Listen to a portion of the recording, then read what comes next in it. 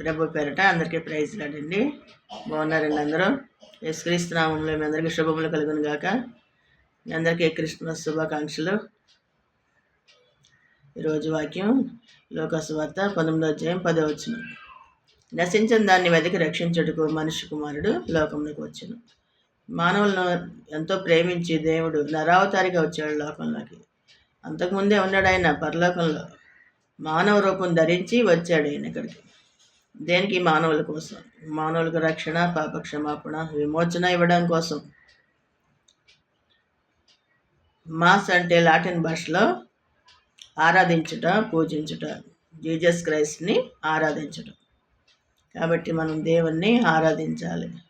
ఆత్మతోనూ సత్యంతోనూ దేవుని మనం ఆరాధించాలి. మానవుల కోసం ఆయన ఈ లోకానికి వచ్చాడు. వచ్చి పెరిగాడు, ఎన్నో శ్రమలు పొందాడు. ఆయన మానవులకి రక్షణ ఇచ్చాడు, సంతోషాన్ని ఇచ్చాడు, సమాధానం ఇచ్చాడు. ఆయన ఈ లోకంలో జన్మించడానికి కారణం మానవులు పాపులను రక్షించుటకు క్రీస్తు యేసు లోకమునకు వచ్చెను అని ఉంది, కానీ పుట్టిన అని లేదు. అంటే అంత ముందే ఆయన ఉన్నాడు పరలోకంలో.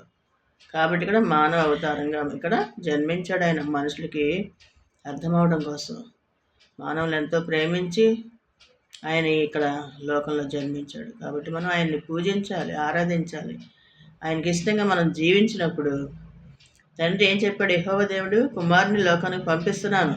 ఎవరైతే నా కుమారుని మాట వింటారో వారు పరలోక రాజ్యంలోకి వస్తారు. యేసుక్రీస్తుని కుమారుని ఒప్పుకోవాలి.